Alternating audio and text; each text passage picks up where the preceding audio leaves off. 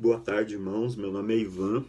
Eu tô aqui para compartilhar rapidinho mais um devocional com vocês.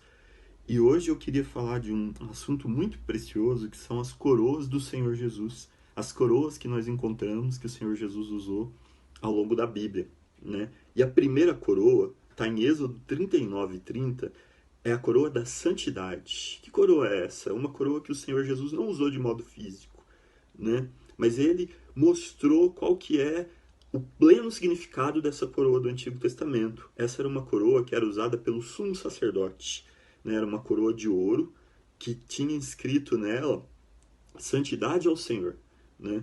Se os irmãos lerem depois esse versículo, Êxodo 39:30, vão ver que em muitas versões esse inscrito santidade ao Senhor vem em maiúsculo, né, para dar destaque, para dar força ao termo. Por quê?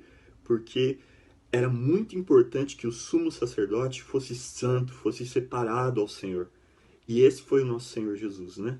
Separado de todas as coisas, completamente santo, com caráter puro, com caráter divino, né? Ministrava aos homens como um sacerdote deve fazer, atendia as necessidades do homem, consumou a obra de expiação em favor do homem, a obra da redenção na cruz em favor do homem, como o sacerdote devia fazer.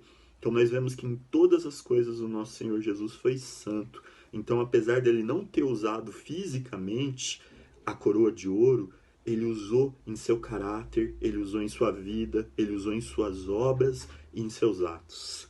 A segunda coroa que eu queria compartilhar com os irmãos é a coroa de espinhos.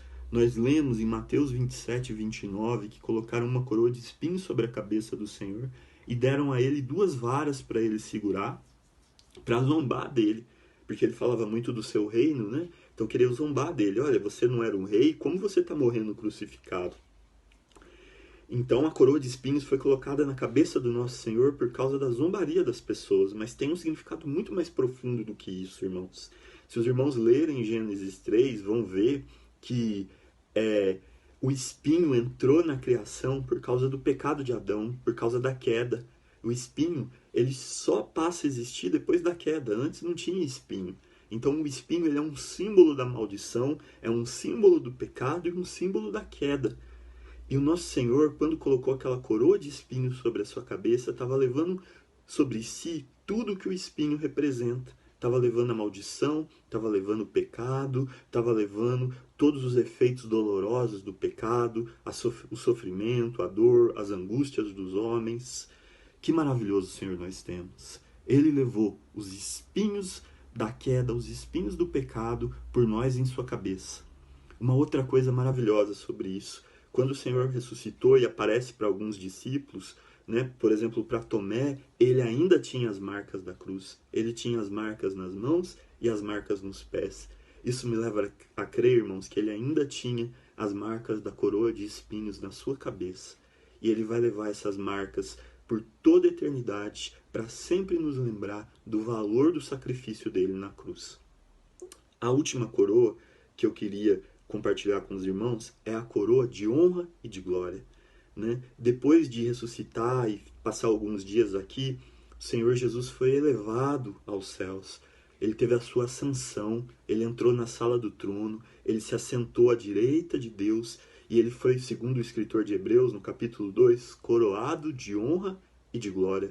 Ele recebeu todos os méritos, todos os louvores, toda aquela posição digna, elevada que ele merecia por causa da obra da redenção.